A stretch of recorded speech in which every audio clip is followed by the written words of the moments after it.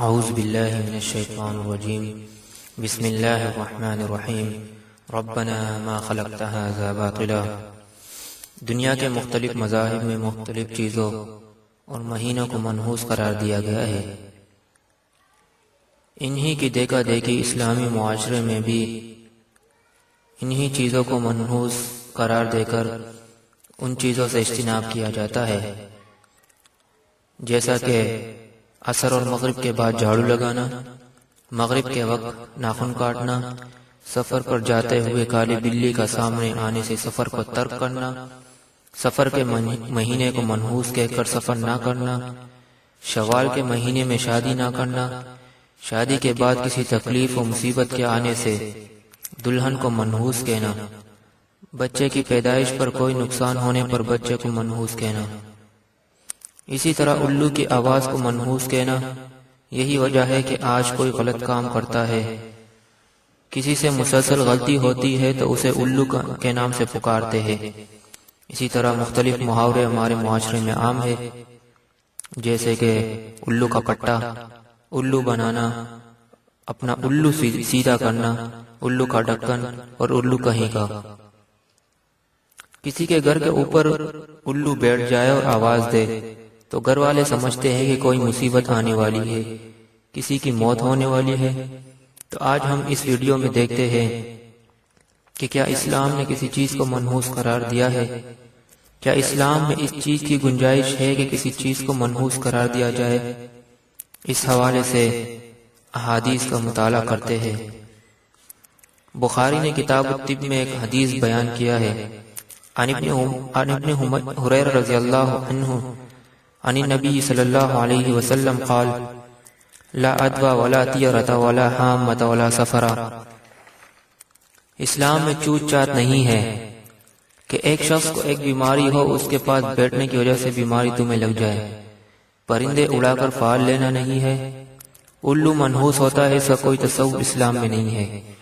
زمانے جاہلیت میں سفر کے مہینے کو منحوس سمجھتے تھے، جسے آج بھی منحوس سمجھا جاتا ہے، تو فرمایا ولا سفر، اور نہ ہی سفر کا مہینہ منحوس ہے۔ رسول اللہ صلی اللہ علیہ وسلم سے نحوست کے بارے میں پوچھا گیا تو رسول اللہ صلی اللہ علیہ وسلم نے فرمایا، بخاری کتاب النکاح میں اس کا ذکر ہے۔ وعن ابن عمر رضی اللہ عنہ قال ذکروا اشوم عند نبی صلی اللہ علیہ وسلم فقال النبی صلی اللہ علیہ وسلم ان کان الشوم فی شیء ففی الدار والمرأة والفرس۔ رسول اللہ علیہ وسلم کے سامنے نحوست کا ذکر کیا گیا تو رسول اللہ علیہ وسلم نے فرمایا، اگر نحوست کسی چیز میں ہوتی تو گھر میں ہوتی، عورت میں ہوتی، گھوڑے میں ہوتی۔ یہاں دیکھیے ان کانا کا ذکر ہوا ہے کہ اگر نحوست ہوتی تو ان چیزوں میں ہوتی، لیکن ایسا کوئی کانسیپٹ اسلام نے پیش نہیں کیا کہ فلاں فلاں چیز منحوس ہے، فلاں فلاں چیز میں منحوست ہے، بلکہ اسلام نے اس چیز سے منع فرمایا ہے۔ تیسری حدیث ان لوگوں کے لیے جو شوال کے مہینے میں شادی کو منحوس قرار دیتے ہیں۔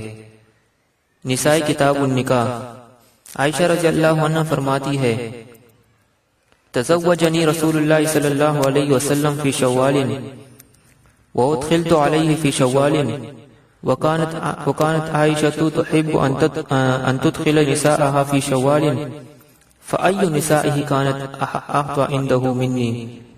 عائشہ رضی اللہ عنہ فرماتی ہے کہ رسول اللہ صلی اللہ علیہ وسلم نے شوال کے مہینے میں میرے ساتھ نکاح کیا، اور وہ شوال کے مہینے میں ہی رخصت ہو کر رسول اللہ علیہ وسلم کی خدمت میں حاضر ہوئی۔